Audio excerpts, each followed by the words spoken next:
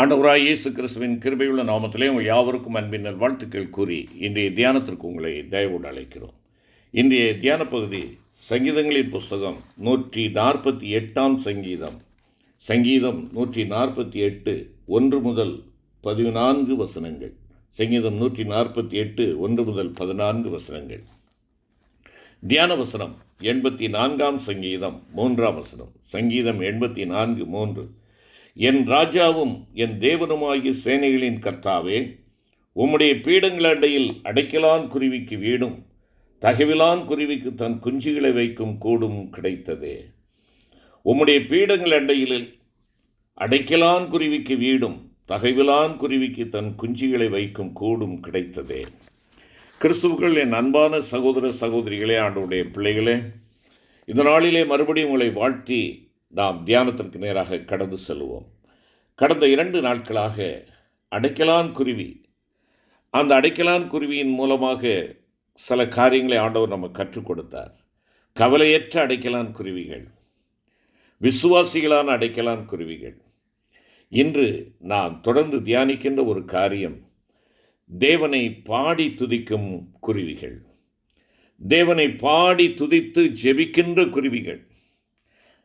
ஜெப ஆலயத்திலே செல்லுகின்ற ஒரு குருவிகளை 84 சங்கீதம் 3 வசனம் குறிப்பிடுகிறது. அருமையான கர்த்தருடைய பிள்ளைகளே, குருவிகளின் வாழ்க்கையில் நாம் பார்க்கின்ற 3வது சிறப்பு அம்சம், அவைகள் கர்த்தரை தேடி செல்லுகின்றன, கர்த்தருடைய சமூகத்தில் செல்லுகின்றன, கர்த்தரை பாடி ஆராதிக்கின்றன என்பதைத்தான் இந்த நாளிலே உங்களோடு பகிர்ந்து கொள்ள விரும்புகிறேன். இதுதான் அவைகளுடைய சிறப்பு அம்சம். அடைக்கலான் குருவிக்கு கூடும். அங்கே அதைத்தான் சங்கீதக்காரன் சொல்லுகின்றார். என் ராஜாவும் என் தேவனுமாகிய சேனைகளின் கர்த்தாவே, உம்முடைய பீடங்கள் அண்டையில் அடைக்கலான் குருவிக்கு கூடு. தேவனுடைய சமூகத்திலே, தேவனுடைய பரிசுத்த பிரசன்னத்திலே அவைகள் தங்களை இணைத்து கொள்ளுகிறதை பார்க்கிறோம். ஆம், வாசம் செய்வதற்குரிய ஒரு இடத்தை தேவனுடைய சமூகத்திலே பெற்றுக்கொள்ளுகின்றன. அருமையான கிறிஸ்தவ சகோதரனே சகோதரியே, நீங்களும் நானும் எதிலே வாசம் செய்கிறோம்? கனவுகளிலே வாசம் செய்கிறோமா? உலகத்திலே வாசம் செய்கிறோமா? இல்லை என்றால் உலக பொருள்களின் மீது, உலக ஆஸ்திகளின் மீது வாசம் செய்கிறோமா? தேவனுடைய பிரசன்னத்திலே வாசம் செய்து கொண்டிருக்கிறோமா? ஆண்டவருடைய பிரசன்னத்திற்குள் நான் இருக்கிற அனுபவம் மேலான ஒரு அனுபவம். அது எனக்கு பிரகாசத்தை கொடுக்கிற அனுபவம், மகிமையை கொடுக்கிற ஒரு அனுபவம்.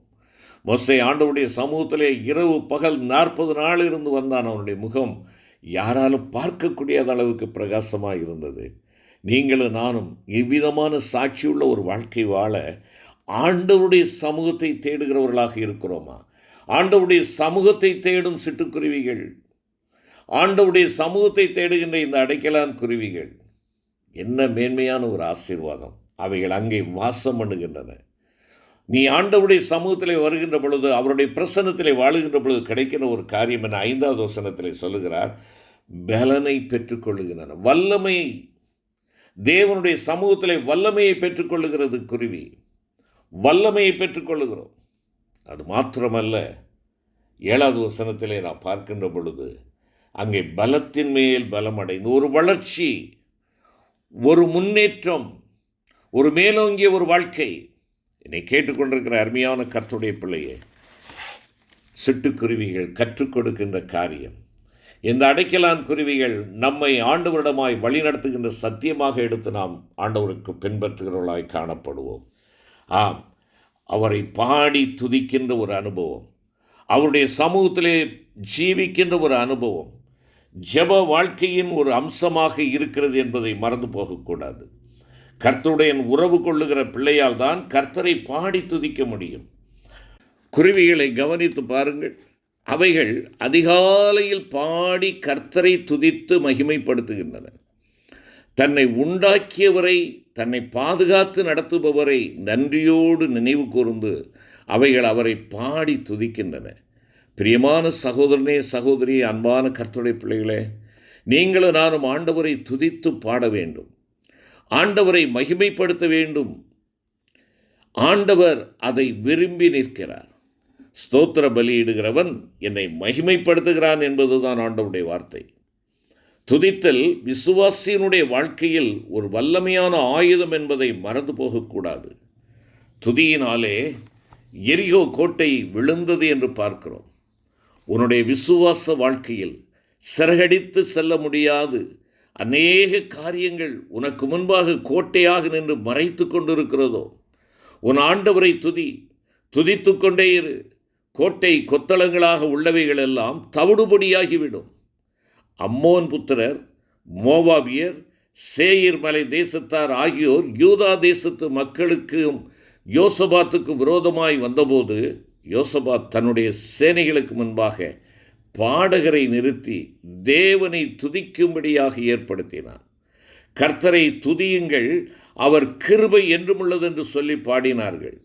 நடந்த காரியம் என்ன? அந்த யுத்த களத்திலே என்ன காரியம் நடந்தது?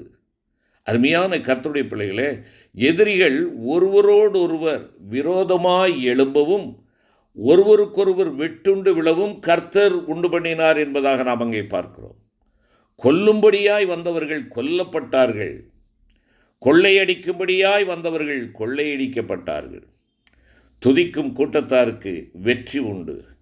சங்கீதக்காரன், கர்த்தரை நான் எக்காலத்திலும் ஸ்தோத்தரிப்பேன், அவர் துதி எப்போதும் என் வாயில் இருக்கும் என்கிறார். நீ ஆண்டவரை பாடி மகிமைப்படுத்து. கர்த்தர் உதடுகளின் கனியாகிய ஸ்தோத்திர பலியை விரும்புகிறார். நீ பாடுகளுக்குள்ளாக செல்லுகிறாயா? கட்டப்பட்டவனாக இருக்கிறாயா? நீ ஒருவேளை உபத்திரவத்திற்குள்ளாகிறவனாக இருக்கிறாயா? பவுலும் சீலாவும் சிறைச்சாலையில் அடைக்கப்பட்டார்கள். கொள்ளையடிக்கவில்லை, கொலை செய்யவில்லை, தேவனுடைய நாமத்தை பகிர்ந்து கொண்டதற்காக அவர்களுக்கு கிடைத்த வெகுமதி சிறைவாசம். கால்களும் கரங்களும் அங்கே தொழுவிலே மாட்டப்பட்டிருக்கிறது. ஆனால் அவங்க நடைபெற்ற காரியம் என்ன? பாட்டு பாடினார்கள், பாடி துதித்தார்கள். தங்களுடைய கரங்களிலே பிணைக்கப்பட்டிருக்கிற அந்த சங்கிலிகளை இசைக்கருவிகளாக மாற்றிக்கொண்டு அவர்கள் பாடினார்கள், விடுவிக்கப்பட்டார்கள். என்னை கேட்டுக்கொண்டிருக்கிற அருமையான கர்த்தருடைய பிள்ளையே, நீ இந்த நாளிலே ஏதோ ஒரு தொழுமரம் உன் காலிலே மாட்டப்பட்டிருக்கிறதோ, வேதனையினாலே நீ துடித்து கொண்டிருக்கிறாயோ, கவலைப்பட்டு கொண்டிருக்கிறாயோ, சங்கீதக்காரன் சொல்கிறதை போல கர்த்தரை நான் எக்காலத்தில் ஸ்தோத்தரிப்பேன், அவர் துதி எப்போதும் என் வாயில் இருக்கும் என்பது போல நீ இருக்கின்ற அந்த சூழ்நிலையிலே உன் ஆண்டவரை பாடி மகிமைப்படுத்து. கர்த்தர் உன்னுடைய உதடுகளின் கனியை அவர் அங்கீகரித்து உனக்கு ஆசீர்வாதத்தை கொடுப்பார். நீ பாட ஆரம்பிக்கும் பொழுது உன்னை நெருங்கி சூழ்ந்து கொண்டிருக்கிற மற்ற எல்லா சத்தங்களும் அமுங்கி போகும். ஐயோ, என்னால் அவர்களுக்கு ஈடாக நான் பேச முடியவில்லை, பதில் சொல்ல முடியவில்லை, அவர்களை சந்திக்கிறதுக்கே எனக்கு கஷ்டமாக இருக்கிறது என்று சொல்லுகிறாயா? கர்த்தரை பாடு, எல்லா நேரமும் பாடு. உனக்கு எதிராக சொல்லப்படுகின்ற அத்தனை வார்த்தைகளும் அடங்கி போகும் என்பதை மறந்து போகாதே. குருவிகள் அதிகாலையிலும் எப்பொழுதும் பாடிக்கொண்டே இருக்கும். உனக்கு வேதனை துன்பம் வரும்போதும் ஆண்டவரை துதி. பவுலும் சீலாவும் சிறைச்சாலையில் தங்களுடைய வேதனையின் மத்தியில் தான் பாடினார்கள். நீ துதிக்க முடியாமல் இருந்தால் உன் வாழ்க்கையில் ஏதோ ஓரிடத்தில் நீ விழுந்து விட்டாய் என்றுதான் பொருள்படும். சங்கீதக்காரன் ஓயாமல் கர்த்தரை பாடி துதிப்பவன் பாவத்தில் விழுந்து போனான். அவனால் பாட முடியவில்லை. அவன் பாவத்தை வெளியே தெரிய விடாத வண்ணம் தன்னுடைய சுயமுயற்சியினாலே அடக்கி வைக்க ஆரம்பித்தான். அவன் நாவு மேல்வாயோடே ஒட்டி கொண்டது.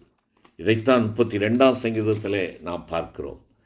அவ்விதமாக ஒட்டி கொண்டது என்பதை உணர்கிறான், பூட்டப்பட்டு விட்டது என்பதை உணர்கிறான். தன்னுடைய உதடுகளை திறக்க முடியவில்லை, பாட முடியவில்லை, ஆண்டவரை துதிக்க முடியவில்லை. இப்படிப்பட்ட சூழ்நிலையிலிருந்து விடுபடுவதற்கு வழி என்ன என்று சொல்லி பார்க்கிறான். தேவனிடம் ஓடுகிறான், தேவனிடமாய் ஓடுகிறான். ஆண்டவரிடத்திலே பாவத்தை அறிக்கையிடுகிறான், கெஞ்சுகிறான். ஆண்டவரே, என் உதடுகளை திறந்தருளும், அப்பொழுது என் வாய் உம்முடைய புகழை அறிவிக்கும் என்று மன்றாடுகிறான். ஆண்டவர் அவனை மீட்டெடுத்தார். அருமை சகோதரா, சகோதரி, நீ துதிக்க முடியாமல் உன் உதடுகளை கட்டி போட்டிருக்கும் பாவ பழக்க வழக்கங்களை ஆண்டவர் உடைத்து உன் உதடுகளை திறக்கும்படி அவரிடமாய் ஓடி வர மாட்டாயா? பாடி மகிழ்ந்து தேவனை துதித்து மகிமைப்படுத்தும் வாழ்க்கையை ஆண்டவர் உனக்கு கட்டளையிடும்படியாய் காத்திருக்கிறார். நீ கிறிஸ்துவில் கலிகூர்ந்து பாடும்போது உன் காரிருள் நீங்கும், உன்னை பயமுறுத்தும் கவலைகள் பறந்தோடி போம். ஜெபிப்போமா? கிருபை நிறைந்த ஆண்டவரே, இரவுள்ள பறவைகள் உம்மை துதிப்பது போல நாங்களும் உம்மை துதித்து மகிமைப்படுத்துகிறோம். ஆகாயத்து பறவைகளைப் போல கவலையற்று கர்த்தரில் சார்ந்து வாழுகின்ற விசுவாசமுள்ள, கர்த்தரை துதித்து பாடுகின்ற ஜெப ஜீவியமுள்ளவர்களாய் வாழ எங்களை உம்முடைய பாதத்திலே அர்ப்பணிக்கிறோம். ஆண்டவரே, உம்முடைய கிருபையை தாரும். மீட்பர் இயேசு கிறிஸ்துவின் மூலம் வேண்டிக் கொள்கிறோம் நல்ல பிதாவே. ஆமென்.